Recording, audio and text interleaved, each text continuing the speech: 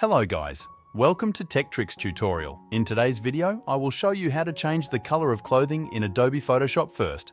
Open your image in Photoshop. Select the Object Selection tool from the toolbar. Make sure the mode is set to lasso. Create a loose selection around the clothing item you want to change the color of, such as a shirt. Next, to refine your selection, click on Subtract from Selection at the top and carefully create a selection around any areas that shouldn't be included, like cords or accessories. Now, click on the Adjustment Layer icon at the bottom of the Layers panel and choose Solid Color. In the Color Picker, select the color you want to change the clothing to. For this tutorial, I'll choose red. Then, click OK.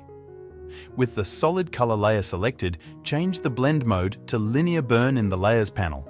This will blend the color with the texture of the clothing. Zoom into the image to check the edges of your selection. If the edges appear too sharp, we can fix that. Select the Mask thumbnail of the Solid Color layer. Go to the Window menu and select Properties to open the Properties panel. In the Properties panel, increase the feather to around 2.5 pixels. This will soften the edges of the mask and make the color change look more natural. Once you're satisfied with the feathering, close the Properties panel. If the color appears too intense, you can adjust the opacity of the Solid Color layer. I'll decrease the opacity to 75% to make it blend better. You can easily change the color by double-clicking the Solid Color layer thumbnail and selecting a different color from the Color Picker. You can try different colors like yellow, blue, black, or any other color you prefer.